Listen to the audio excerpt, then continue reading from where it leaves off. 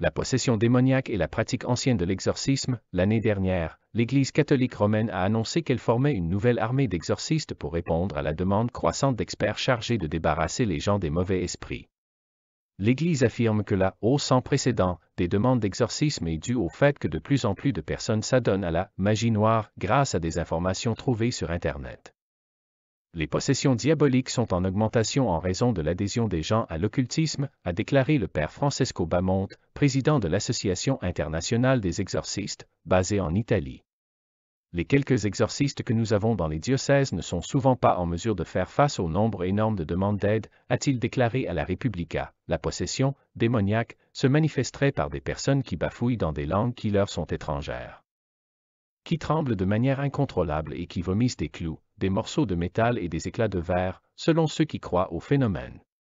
Ces personnes doivent se soumettre au rite catholique officiel de l'exorcisme, qui implique qu'un prêtre consacré invoque le nom de Dieu, ainsi que divers saints et l'archange Michel, pour chasser leurs démons. Toutefois, l'Église catholique n'est pas la seule organisation religieuse à pratiquer des rites pour débarrasser une personne de sa possession démoniaque.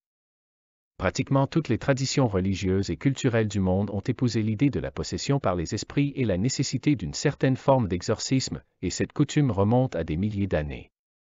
Dans l'ancienne Mésopotamie, on croyait que toutes les formes de maladies provenaient d'esprits puissants qui pénétraient dans le corps d'une personne et s'attachaient à elle.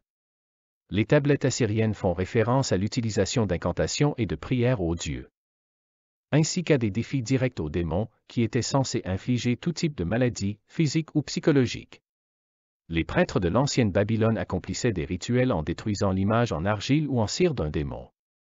Dans la religion hindoue, les textes anciens connus sous le nom de Védas, qui ont été composés vers 1000 avant Jésus-Christ, font référence à des êtres maléfiques qui interfèrent dans le travail des dieux hindous et nuisent aux vivants, des récits de l'ancienne Perse, datant d'environ 600 avant Jésus-Christ, témoignent de l'exorcisme par la prière, le rituel et l'eau bénite pratiquée par le chef religieux Zoroastre, considéré comme le premier magicien et fondateur de la religion zoroastrienne. Dans le christianisme, il existe de nombreuses références à Jésus pratiquant des exorcismes, et la capacité de chasser les mauvais esprits était un signe de véritable disciple.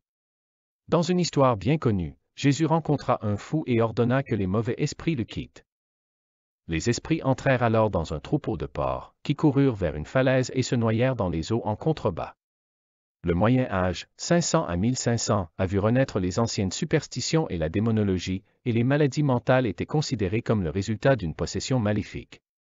Le traitement barbare des maladies mentales était principalement laissé au clergé, qui exorcisait les patients au moyen de diverses techniques causant des douleurs physiques, comme la flagellation. Au fil des siècles, les rites d'exorcisme ont fait appel à des prières, des commandements, des fumigations, de l'eau bénite, de l'hellébore, de la rue, du sel et des roses. Cependant, les exorcismes ont également attiré leur lot de scepticisme. De nombreux scientifiques pensent que la prétendue possession démoniaque n'est qu'une forme de maladie mentale, comme l'hystérie, la manie, la psychose, le syndrome de Tourette, la schizophrénie ou les troubles de la personnalité. Les sceptiques affirment que l'illusion que l'exorcisme fonctionne sur les personnes présentant des symptômes de possession est attribuée au pouvoir de suggestion ou à l'effet placebo, qui a également été utilisé pour expliquer des phénomènes tels que la guérison par la foi. Les croyances en la possession par des esprits sont restées pratiquement inchangées depuis le début de la civilisation et existent encore aujourd'hui. Mais la question de savoir si la possession par des forces démoniaques est réelle ou si elle est simplement le résultat d'un déséquilibre médical ou psychologique fait toujours l'objet d'un vif débat.